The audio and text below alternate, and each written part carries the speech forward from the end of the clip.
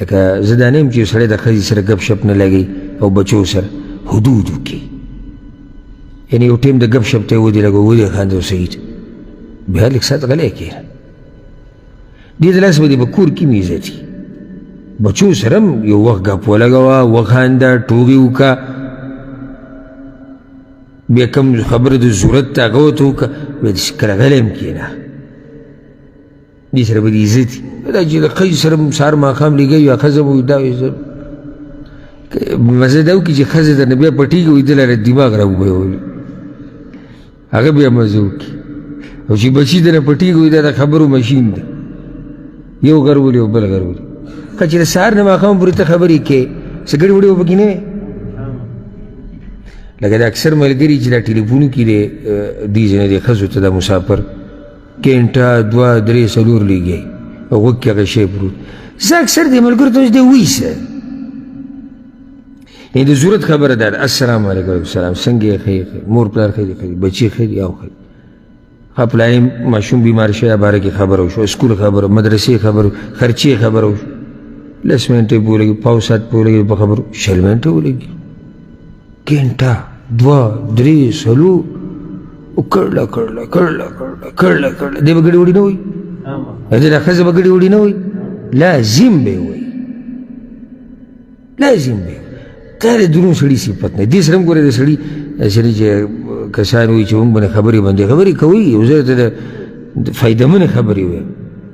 او که خفه کېږي نو الله هم خوشحاله که زه څه وکړم ته د سهار نه د ماښام پورې لګیا یې او د خبرو قړت دې تړی ته به لازم ګډې وډې وي او دا ښځه به هم ګډې وډې وي او دروغ به ته هم وایي دروغ به هغه هم وایي او کله دا ډېرې خبرې دشمنۍ ته واوړي یعنې ښه ښکلې خبرې د ښځې سره روانې وي دا ته قیمتي نصیحت کوم ښه ښکلې خبرې د ښځې سره روانې وي خو که ده چې ته به پاو ساعت او 20 منټو او 10 منټو کې او 15 منټو کې کیسه ختمه کړې ښه خبره روانه روانه روانه ښایي څنګه یو پلار کره تللی او پلار کره ورور یو خبره ورانه شوه جګړه جوړه شوه د ډېرو خبرو د لاسه او بیا دروغ پکې راځي او ته یې چېرته تللی او یو ځل ته راغلی تا څه خوړلي او ما څه خوړلي صحیح دی د مینې محبت سړی کوي خو سړی خپل یو لیول ساتي ښځه هم سړی هم بچو په مخ کې دومره سړی لګیا او داسې وایي داسې وایي داسې دا یو عالمه ده دکتوره ده دې ملک ته جامع امام کې استاذ هم ده هغه یو کتاب لیکلی چې ولې دا نن سبا د سړي ډېر ودونه نشي کولی او پخوانو به کول هغې دا کتاب لیکلی کتاب کې هغې ډېر اسباب ذکر کړي دي یو سبب دا ذکر کړی دی هغه وایي چې یعنی د نن سبا د سړو هغه هیبت او قدر کور کې داسې نه څنګه چې د پخوانو یعنی پخوا چې به وي سړی کور ته راننوتو بس ټول نه به لکه ساده سم ووتو پلانی راغلی دی د هغه به یو خبره وه د هغه به یو حکم و د هغه به یو فیصله وه نو چې هغه به دویم واده وکړو چا پلار څوک چې هغه ته به ویل تا ولې دویم واده وکړو او دا چې سهار ماښام دا چې 8 ګنټې په ورځ کې ښځې سره په ټلیفون خبرې کېدی به دویم واده وکړي که ګزارې دې لږ ونه کړو بیا ګوره وایي والله چې بعضې پکې غره به ولیدي تا دومره کم کړو چې 8 ګنټې او 10 ګنټې ته په دغه شي کې غوږ کې دا شی پروت ته سړی او ګاډی به چلي او خبرې به کوي کار به کوي او خبرې به کوي قبره کې پروت دی خبرې به کوي پلار به روانې خبرې وکړه ضرورت د دې به د الله کلام واوره د یو عالم بیان واوره چېرته د خیر خبره وکړه چېرته دنیوي څه کار وکړه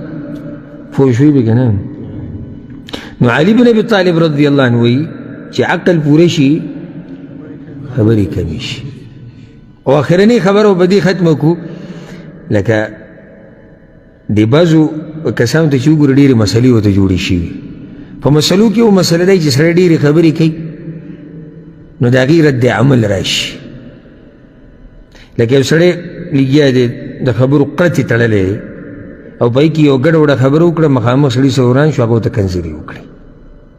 کېږي چې که نه کېږي دی اوس خفه دی وایي دا د بېادبه بچی به زه وجنم د ماته کنځلې کړي دي زه درته نه ته به نه خفه کېږي که زه د فیصلې له بوتلم که نه دوی نو زه وله دا فیصله کوم او ځکه دا یو قانون یاد کا من قال ما لا ينبغي سمع ما لا يشتهي چا چې هغه څه ووایي چې د هغې ویل مناسب نه و دی به اوري هغه څه چې د هغې اورېده مناسب نه دي زه به وله فیصله به دې وکړم چې تا ویلي هغه څه دي چې هغه مناسب نه و مه خفه کېږه ته به لازم اورې هغه څه چې هغه مناسب نه دي که تا دا معمولي ژبه په کنټرول کې ساتلی وی نن به دې سړي تا ته دا خبره نه کولې که نه غلطه مې ووایي وی رب امام ابن الجوزي رحمه الله وی رب كلمة جرى بها اللسان فهلك بها الإنسان کله ناکله د یو معمولي خبرې د لاسه په دې ژبه راشي او د هغې د لاسه انسانان پکې مړه شي نه کېږي چغلخور چې له دې ځای نه لاړ شي هلته معمولي خبره وکړي د هغې یوې خبرې د لاسه هغې کې قتلونه وشي هغې کې مرګونه وشي نو د مؤمن شان دا دی چې د ژبه په کنټرول کې ساتي یا یې په خیر کې استعمالوي او یا بې غلی ناسي الله سبحانه وتعالی دې زمونږ د ژبو حفاظت وکړي او الله سبحانه وتعالی دې زمونږ د ژبې همیشه د خیر په کارونو کې استعمال کړي او رب العالمین دې موږ له په دې خبرو باندې د عمل کولو توفیق